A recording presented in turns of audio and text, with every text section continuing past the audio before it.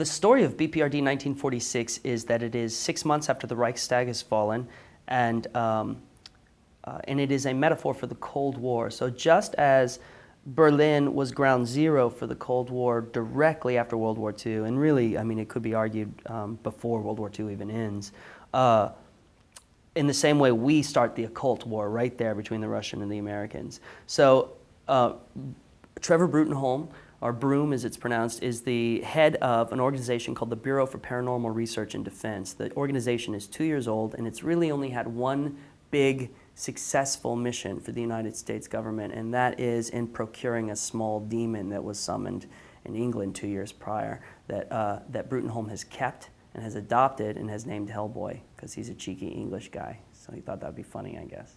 So he calls him Hellboy, and now he's given an order by the President of the United States to go to Berlin and unearth any occult materials that the Nazis may have been working on. So he's part of the first wave. You know, as you know, when the war ended, there was a big administration breakdown. Like everyone started going through the Nazi files. What were they doing? What, you know? And so in our story, part of that is a special occult team. Well, the occult team consists of two men, Broom and an elderly, I should say a little bit older gentleman called Dr. Eaton, who we met in 1939. And that's pretty much the extent of it. And they're sort of stonewalled when they get there. I mean, it is not in the American persona to take their task very seriously. And they're two Englishmen, you know, or an Englishman and an American.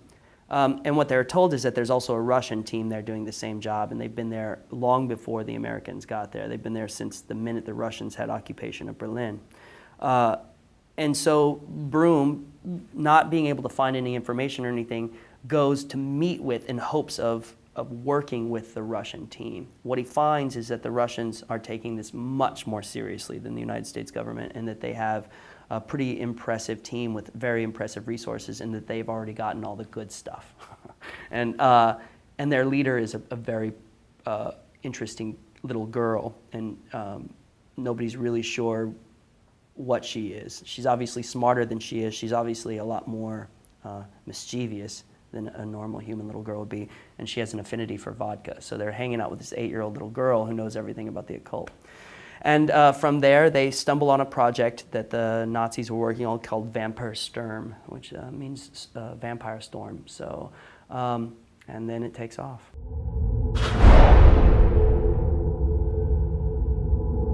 Broom, who has been part of the Hellboy universe since the very beginning, and he's literally in the first scene of the first trade. He's never really been explored, though, really. He gets a few pages here, he gets a few things here and there. I've been given by Mike this opportunity to really flesh out this character and centralize him in this particular story arc, and it's a great, great experience. So he's a young professor who has been studying the occult his whole life and has a natural affinity for it. He's the ultimate ghost hunter. When he was a kid, he talked to the monster under the bed, you know, had long conversations with the monster under the bed. He's not afraid of the dark by any stretch of the imagination. He very well may be one of the most capable human beings of dealing with the most outrageous crap in the world. He's very intellectual. He's not particularly physical. He's not very emotive. You know, he's sort of a refined intellectual, but inside there's a lot of interesting stuff going on. So he's our lead. Dr. Eaton is someone who's always sort of enjoyed working with him very much and is very fascinated by the adventure that a life chasing the occult can give him. But he's not exactly as prepared to deal with it as Broom is. You know, he definitely, living in that world definitely takes its toll. Vavara is the girl we spoke about, who has the appearance of being an 8-year-old child and is head of the Russian occult team, and that's all that really needs to be said about her. She's adorable and vicious and interesting. Then there's a team of 5 soldiers that are given to Broom by the United States government in Berlin, the occupying government.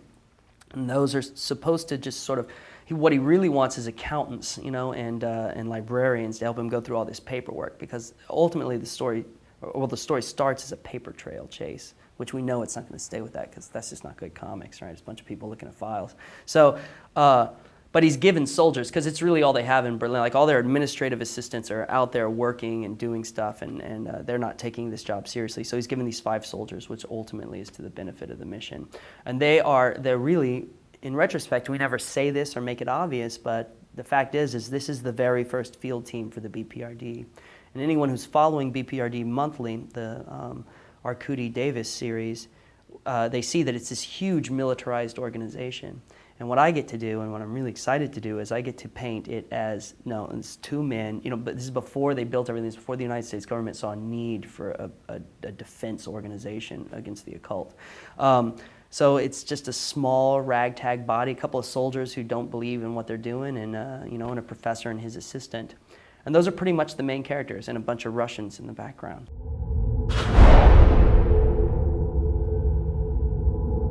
I was really fortunate because it takes place in Berlin in 1946, about 6 months after the Russians have taken the Reichstag.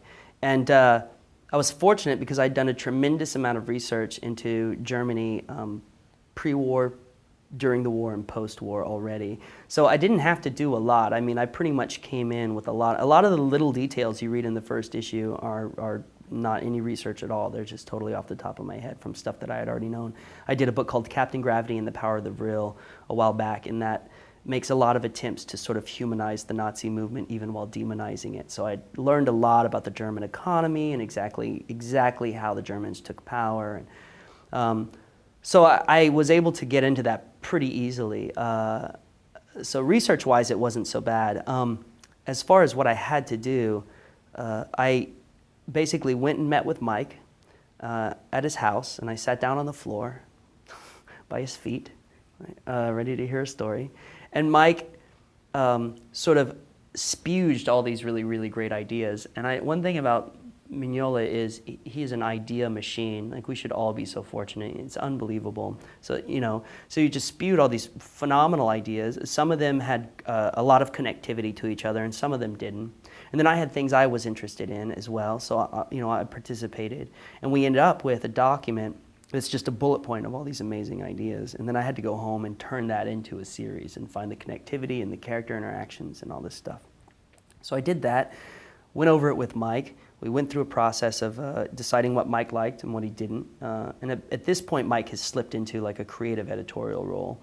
And then I wrote the first script, and then Mike and I went over the first script again. He told me what he liked and what he didn't, and then I wrote a second pass. And to my knowledge, he's never read any of my second passes. I don't know if that's true or not. It makes me a little nervous. I sort of wish he would, but I think so. I guess he's just okay with it. And then we go to the art, and then pretty much Scott and Mike.